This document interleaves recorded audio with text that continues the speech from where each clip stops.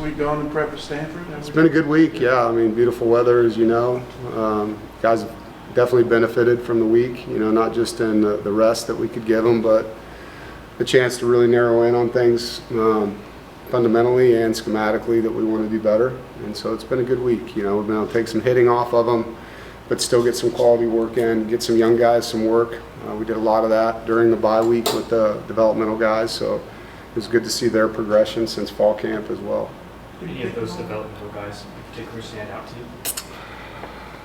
It's fun to see the body changes and the confidence. Elijah Grove's the guy that's put on 20 good pounds, so seeing him and where he's at compared to when he got here, where he didn't know anything in our defense. It was fun to see that. Chase Bond, another young guy that's gained, he's almost 280 pounds now, so to see him. A lot of the linemen are able to give, Kamen Smith, guys that travel but aren't getting game reps, are able to give guys significant work. So it's fun to see that. Give Lex Thomas a lot of work at quarterback. Jonathan Paylor, again, seeing his progression, because as you know, in high school he kind of did everything, and how he's progressed as a true receiver. But it's good, that Tuesday we scrimmaged them, so they're able to go out and hit. Ronnie Royal, Brody, seeing guys hit and cover and make plays, so it was fun for those guys to be able to do that. On Tuesday, when we talked to the players, they mentioned that getting that win at Cal and having that open date, it was kind of like a monkey coming off their back a little bit. They got a chance to breathe. Have you seen any kind of renewed sense of energy in practice? Definitely, yeah. I mean, the reward is winning, right? And the prior two games, we were right there and didn't get it done. And going through what we did emotionally as a team, through Grayson's injury and then CJ becoming the guy, and then now it's his team, and he got that win, a comeback win, and we played as a team together on the road 8 straight weeks, all the things that went into that 8th game, to see them overcome that against a team that's really good on defense.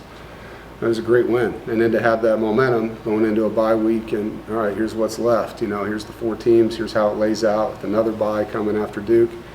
There's definitely that confidence that you get from a win and excitement, about what you can do still with the rest of the season.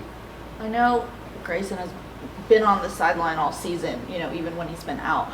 But since officially, announcing his retirement, what's it been like to see him in practice with the guys? He's coaching, he's really good at that. Just talking to CJ through a player's lens. It's fun to see, him get disappointed at other guys, and when you become a coach, you get mad because you see a guy do something, you're like, why isn't he doing that right, and so to see that side of them, and now, they're like, now I know why you get frustrated. Those are the first comments you get from players that become coaches, is they can see now why their coach gets mad sometimes, because it does, it irks you when it seems so simple, and then to get out there and it doesn't work. And but he's got energy, he's very insightful, he cares a lot about just, CJ's development, Lex's development, and he's smiling and having fun with it. And so that's important too in this transition, that he gets back to letting the game get back to him. You mentioned the developmental guys getting a lot of work. How do you balance, them in these last 4 games, being able to get them in and get them game reps while maintaining pressure? Well, we use the 4 games when we can, based on our needs and how they can help us. We're not going to take a guy off the field on a special team and just insert a guy. He has to show us that he's capable of helping us. And if he does show us that, then we put him out there, and try to use, if we can, 3 to 4 games, knowing that you can't have a 5th in postseason when you qualify. So, but sometimes early in the year they're not ready, and so it's not even a consideration. And then you start seeing them get better and better and better, and now you have an injury, and hey, this guy's ready to help us. And Coach Goebel does a good job evaluating them on the scout team with special teams as well. So when our kickoff returns blocking a scout kickoff guy, and he consistently makes plays, hey, this guy's someone I need to look at on the other side of the ball. And so it's an evolution. It's a fast season, but a million things happen, and guys do develop and grow up during the season. Last year, Brandon Cleveland didn't play really until the 6th game, and then all of a sudden by the bowl game he was starting. So guys can get a lot better over the course of the year if they handle that developmental piece the right way. Is Zane Williams kind of that example of getting his feet wet on special teams? Definitely, yeah. Zane's been effective on special teams for us. He's doing good things. Ronnie Royal, same thing.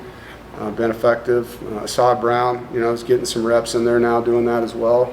You see Isaiah Crowell's a guy that made plays on special teams throughout the year, and then we needed him on defense, and he had confidence, because he was out there making those plays. We talked to Dante Daniels a few weeks ago.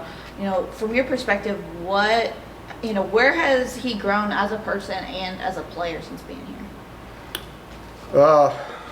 That's a long answer, because he's been through a lot. His stories.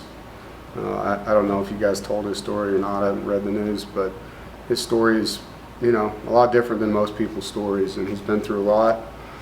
I think he's at peace, I think he's forgiven people in his life. I think he's very, grounded. He's engaged, so his life is different than a lot of college people's lives. He's learning still, being, from Canada and playing American football, how different things are, and getting better as he does that. But yeah, it's been fun to see him transition, and I love recruiting junior college players because they come in so grateful, because there's nothing at those places. In some cases no one's there to tape their ankles. They got obviously no training table. They eat at the cafeteria, and then all of a sudden someone hands you a shake and you're like, what's this? You're giving me something, and so the appreciation and gratitude, especially his story, going through what he did as a youngster. So I'm really hopeful for his growth, because he's got a huge upside still, and he's just now starting to make plays for us and get better and better as a blocker. Peyton's going to the Ring of Honor He this is, weekend. yeah. What's it like to kind of see him do it so fast after playing him last year? Yeah, well, one of the best college football players I've watched in my career on defense, and his story, again, another great story when you look at the adversity and struggle through his career with injuries, and turning into one of the best leaders I've been around, who wasn't that. That wasn't natural for him. What was natural was playing harder than everybody else and competing harder than everybody else.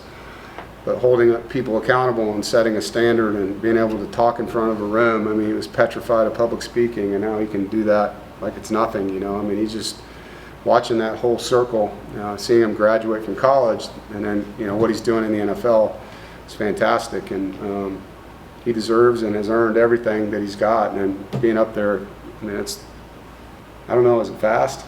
You could have put him up there the day he was drafted, and it would have been probably right on time. Have you had much of a chance to really follow along with his season so far with the Steelers?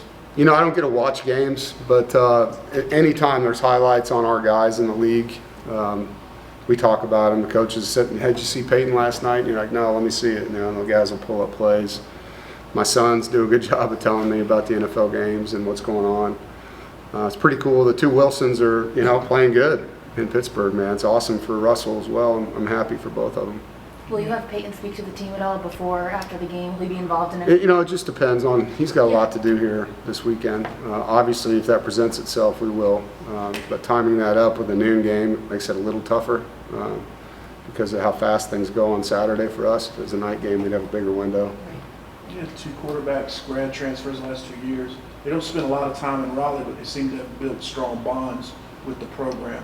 What is it about them and your program that makes that the case? Yeah, I think you start with them, and you try to find people that fit our culture, our DNA. Both Brennan, that you're referring to from last year, who's actually in Raleigh now, pitching over there with the baseball team, trying to get his arm right to be a pitcher. And so he's jumped in with Coach Avant. And Grayson, they're our kind of people, They're blue collar, they're grounded, they're tough, gritty, talented, and so they fit. And when you end up in an environment where you're comfortable and it fits you, it makes you want to stay, And I think it's just natural for those guys to feel that way because they're in a place that fits them and they fit us. And they're definitely revered by their teammates, but also, the respect and love that our fans have poured into these guys over the last 2 years has been great. You mentioned that this is CJ's team now.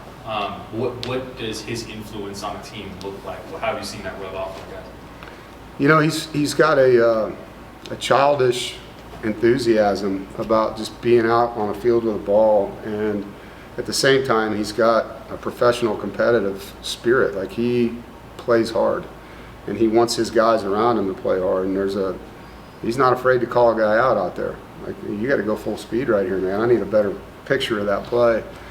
and he gives that. And so it's natural. You know, he's not a nervous guy. He just goes out and plays. He loves playing. He's been competing in the sport against good people a long time. As a guy that played on offense in college, I would have loved to have played football with him. I mean, just being in the huddle with a guy like that, that's what you want, you know, as a teammate. Thank you, guys.